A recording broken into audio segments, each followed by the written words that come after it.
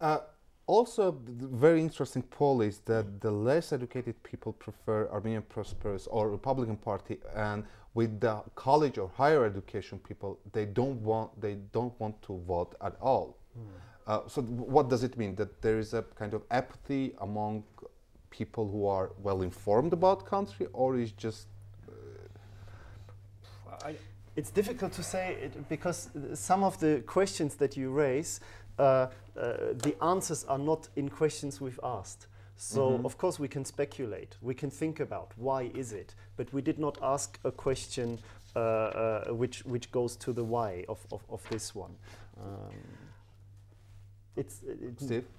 Yeah, I think it's always difficult. In all the societies in Europe, you see the same thing, that people who are more educated tend to say that they don't find a party in their It's a kind country. of bourgeois thing to ignore everyone, it's not or a bourgeois thing. It's just being, in a liberal society, your interests are really specialized. So parties, in a traditional way, they have to make old people happy. So if you have an interest in a certain topic, then a party will probably not follow this. And we have the same movement now in Germany, in Greece, and Spain, where young people are not happy with the political systems anymore. We have it in Germany, where the bourgeois, the middle class, is kind of revolting against political action.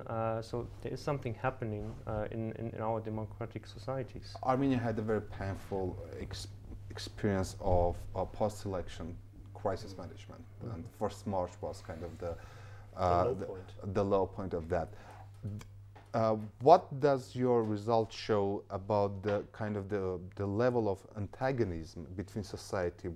So the question is the possibility of repeating March 1st. Is it highly possible, not possible, or what? I think it's very difficult to conclude that from any data that you can ask to people in the public. What we have seen is that the support for, one of the major forces in the polarization that led to the first March events was the elections themselves, but also the communication or the lack of communication between the more radical opposition and the then President Kocharyan. And over the last years, we have seen that this has also changed a bit. It has evolved a bit. Serge Sargsyan is much more an open president who also seeks the dialogue with the more radical opposition.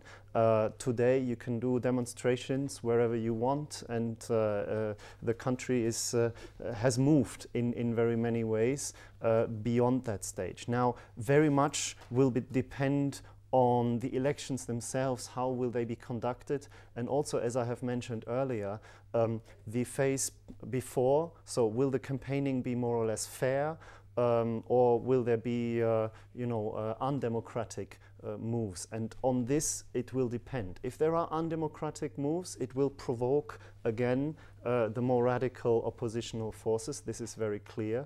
And I think the government has learned this lesson. They know this, and they know that they have to get it right. They have to get it right. It's a matter not even for, it's necessary for their own power. They do not want to be elected and afterwards look weak. And it's also necessary for Armenia. It's a matter of national importance. I mean, this is not so much in the data that we have asked, or that you can ask people, will you go and protest if, this is very speculative. I think it is clear that something has to change, and this time the elections have to be free and fair. And we're living in a social network era.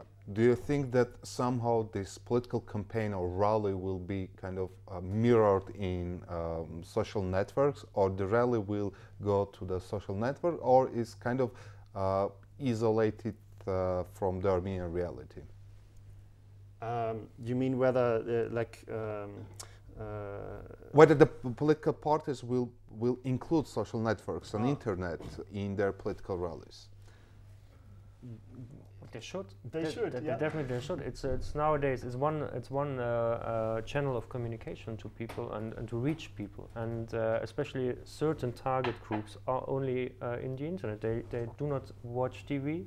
They watch TV maybe remotely via internet, or they only get news from the internet. They do not have a newspaper at home anymore. They read news in the internet, or on the internet. So it's interesting to see whether you can put banners there. And I think this is a move all the European parties are now, it's a challenge for all parties in all the European countries, because we all saw this successful campaign by Obama, and everybody tries to copy this thing, but nobody really understands it. What did he do on the internet? Did he, post it, or what was the matter, or what was the substance of his internet campaign? I think this is something the Europeans still have to learn, and Western Europe in the same way as Eastern Europe or Armenia. And since you asked the question, what was the kind of the key formula of the successful campaign of Obama? In your opinion? In my opinion, I think he didn't really use the internet to campaign with his content. He used it in his very substance to connect with people. So what he did, he was really, really intelligent in connecting people, sending out messages to the right people. So and also getting messages from the internet. I remember this YouTube session of Q&A broadcasted. So what do you think, how can this poll be in a good way used by political parties? What would you suggest to the kind of political participants of rally take into account? We have tried, again, our approach is to be very neutral. So we have tried to give advice to each political party one day before the publication. So we went and met with all the 6 parties that have a good chance to move into the parliament, and had individual meetings talking about their data. And I told them how I think the data can be useful for their individual campaign and for their activities. And I think if the parties... And what was the reaction? Those meetings are confidential, so I should not go into details. But in general, I think it was taken... I assume it was painful, so no, it was confidential. Did they take it? With one exception, it was not painful at all. All right. I think they take such data very seriously. They were very happy to see that they can get some neutral data of where they stand, and also of where their strengths and weaknesses are. And this is what we presented to them. And of course, where you see your weaknesses, this is where you have to get better. And where you have strengths, this is what you need to communicate. Now let's talk about the presidential poll, or about presidential elections. So there are several numbers, and it shows that, for example, if from political parties, like the most favorite political parties, prosperous Armenia with Republican Party more or less, then in terms of presidential preferences, Serge Sargsyan is kind of the leader of the list. But there is a big difference. The 2 large parties are more or less on, or at least on a very similar level. It's likely that Prosperous Armenia is right now in the lead, but they are still within their technically significance reach. It means if you take our margin of error and you take it plus from the one and minus from the other, there is an overlap. Yeah, so it is technically possible that even Republican Party is a bit ahead and the other one is lower. Now that doesn't matter. It's not what I'm saying. I believe that the figures are very much like we presented them. All I'm saying is you should be careful over-interpreting them. For the presidential race, it's very different because the difference is so huge. There is absolutely no doubt. People would really always prefer Serge Sargsyan to be president again, and he's so strongly in the lead that how can I comment on it? It's also, if we are kind of showing these results on political parties, may this kind of result be changed after political campaign? You mean the actual the numbers? Yeah, of course they will, because this is just a snapshot, and that's why we picked this title, because it's just one picture today. And if someone starts their campaign tomorrow, it of course will influence people. They will watch, they will see the campaign, they will think about the campaign, and then maybe decide differently. And what we also see in this poll is 25% of the respondents didn't really made their mind yet which party they are going to vote for. So 25% is a lot. Quarter of voters. Exactly. So this can change the whole story, and this can be good for the parties which are now close to 5%. It can also mean that one of the bigger parties is going far ahead the other party. So we don't know. A lot of things can still change. Exactly. So, for example, last parliamentary election, Heritage was very far ahead from everyone, but they because of the good campaign, they got to the parliament. So, and what is... sorry, if I may say, there is also one positive piece of data, a really positive, encouraging, because already 64% of the people say, yes, I am certain to vote. So we expect a very high turnout. People are interested in these elections. What I said earlier, that this is a matter of national importance. I think many people instinctively feel that.